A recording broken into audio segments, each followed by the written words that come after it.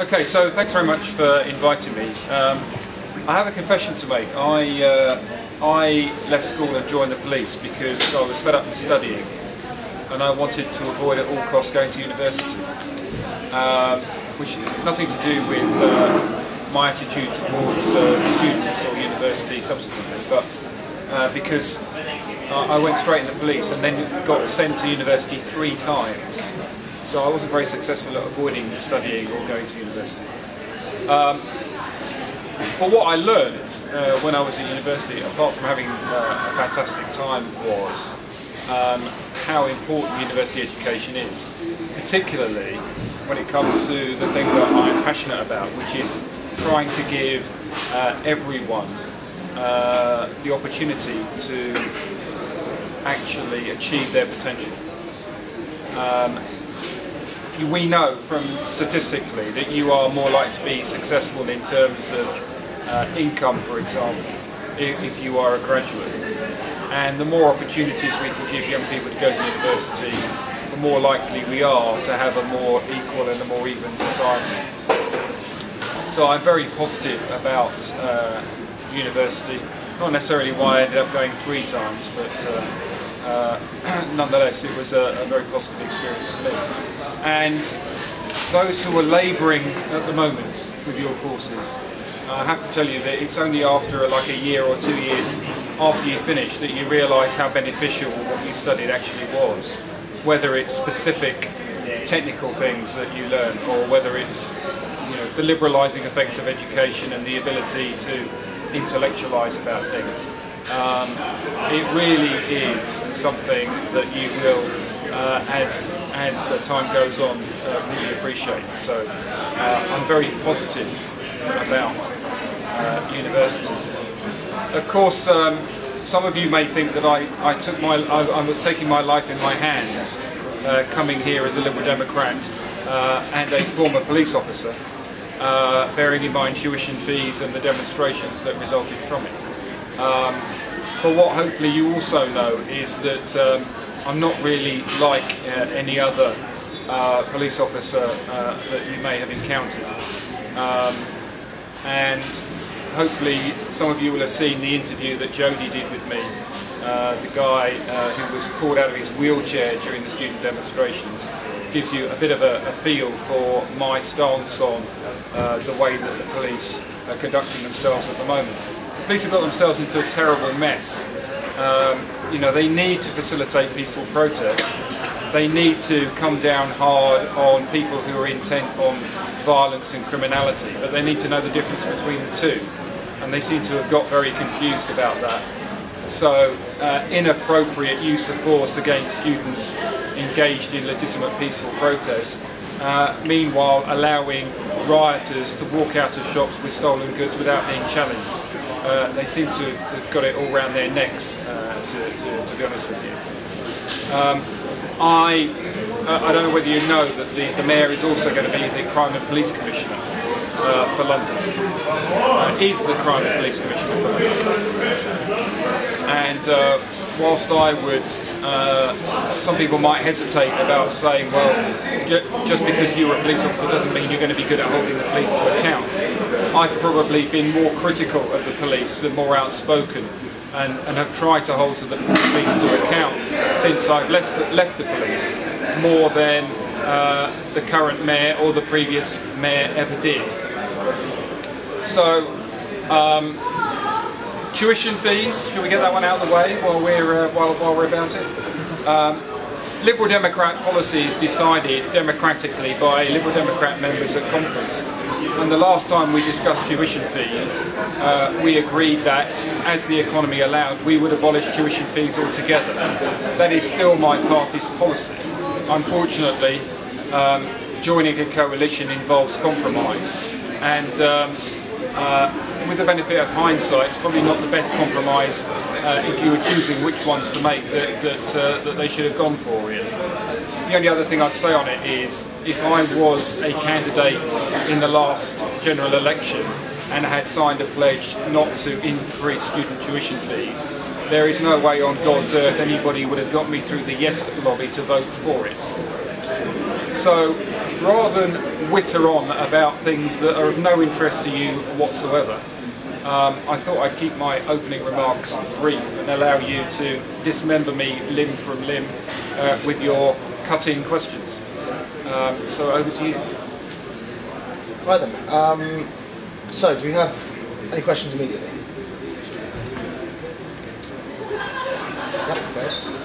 Mr. Paddick, you were involved in the policing the Brixton riots. You remember the riots that occurred last summer. Do you think we can have another repeat of those riots? And what can we do to prevent that from happening? Yeah, I think there is a fair chance of having more riots, and I honestly believe, in terms of what solutions can we actually do something about and do in the reasonably short term. I think we can do a lot about the underlying causes that are to do with the police. So there were underlying problems, underlying tensions between young people and the police in London that created a sort of an explosive mixture. Tottenham in particular, there were real problems in terms of the relationship between the young people of Tottenham and the police. You then had a situation where the police shot an innocent guy, or at least a guy who certainly didn't have a gun, certainly didn't shoot at the police. The police then failed to meet with the family outside the police station on the Saturday after the shooting. If that had been handled properly, if the police were really committed to community relations, then they could have maybe defused the situation at that point. When I was the police commander in Brixton in 2001, similar thing happened. We shot a guy who had a cigarette lighter in the shape of a gun.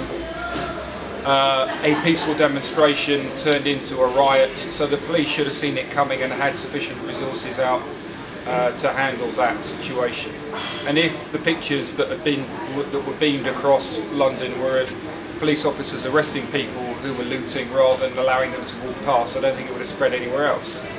But it's tackling the underlying issues that caused the explosive mixture in the first place that the police are not doing enough about, and that still exists, i.e. particularly stop and search. You're 4.5 times more likely to be stopped and searched if you're black than if you're white. And if the research done by the LSE, are we allowed to say LSE here? Is that all right?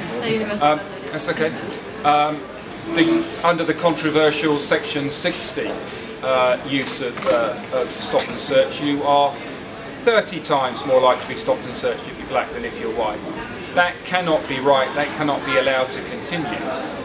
You know, we have got to get to a situation. There was a Comres poll published this week that showed that 25% of Londoners did not believe the police were on their side. That's 2 million plus people who don't think the police are there for them. We have got to, the police have got to make strenuous efforts to convince us that they are on the same side as law-abiding Londoners. And until that happens, we are in danger of another riot happening. As a drug policy reformer, I found the moral courage you showed during the Brixton cannabis experiments in the face of much media criticism very inspiring. If elected London Mayor and subsequently Police and Crimes Commissioner, will we see a more sensible approach to drug possession in London as far as you have the authority to do something about it, be this all drugs or simply cannabis? Thank you for saying that I showed moral courage in that situation. What actually happened when I was the police commander in Brixton in Lambeth, the local community told me that it was crack cocaine and heroin that was destroying young people's lives, and yet too many young black men were being stopped and searched by the police and arrested for small amounts of cannabis. So what I suggested, albeit on the front page of the London Evening Standard without telling my bosses in advance, was that we shouldn't arrest people for cannabis, that we should concentrate on what local people think is important. And that is the general principle that I would want the police to adopt across London, i.e. establish what it is that local people's priorities are and to concentrate on those issues rather than on trivial issues. On the drugs issue in particular, I got a bit of a reputation for myself by engaging directly with all sorts of different people via a bulletin board website, Urban 75, where I discussed all sorts of issues, including drugs and anarchism. What I said there was, and I still hold to, although it's not very, not the language that politicians or police officers should normally use, I said that we should look after the addicts and screw the dealers. And that's basically my philosophy. I believe as a Liberal that we should be able to do whatever we want, provided it doesn't harm other people. I see drug addicts as victims of crime rather than perpetrators, and that the way to help them is to address their addiction and the underlying problems that led to their addiction, rather than simply using the law in a draconian way to try and dissuade them from taking drugs. I think the only effective way to deal with drug dealers is to take out drug dealing networks from street dealers all the way up to the people who import the drugs. If you just deal with the street dealers, then you're not going to get anywhere. And in terms of general principle, in terms of police priorities, I would say what we need to do is tackle the problem that leads to people going out and committing robbery and burglary in order to fund their habit. Thank you for that. Questions? Yes? What's your view on the recent housing reform bill and the potential effect on Londoners? What would you do as mayor to protect communities in London, stopping London from becoming gentrified old boys club? Yeah, so this is the placing of the cap on the maximum amount of housing benefit that people can get, and clearly that's going to disproportionately affect Londoners. And there are two sides to this, and I am going to answer the question rather than just say there are two sides to it. But there are two sides to this. The first is, I know loads of friends of mine who are in lower paid jobs, who've had to move, quite a long way outside of London because that's the only place that they can afford to live. And it's a bit galling for them that people who are on benefits can still live in Westminster or in nice parts of inner London. And yet they're the ones who are working and they are forced to live outside London. So I think there is some merit to having a cap on it. What we must not do, however, is uproot families who are established in communities, whose children are settled in schools, simply because the cap is being lowered. There needs to be some sort of transitionary measures so that existing families are not adversely affected by this change in policy. I think it is, there is some merit to having a cap. It has got to always be better.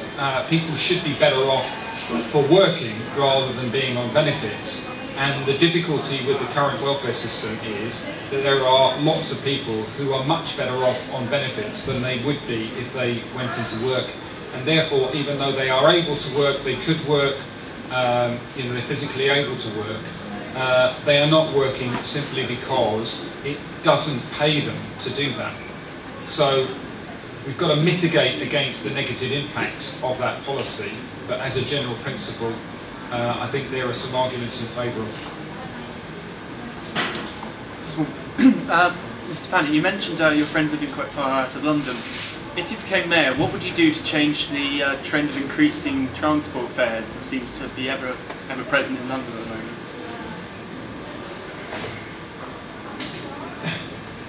Boris Johnson claims that you need to keep increasing fares at the rate that he's been increasing them in order to pay for upgrade work. Actually, he spent £11 million on a new bus for London. Unfortunately, I mean, there's supposed to be 8 of these buses, but unfortunately they've only got one that actually is reliable enough to actually put on the roads at the moment. So that's £11 million for one bus. And you know the reason why that design won, because it's very similar to his home. It's got 3 entrances and 2 staircases. But you know, he's got a cable car now across the Thames.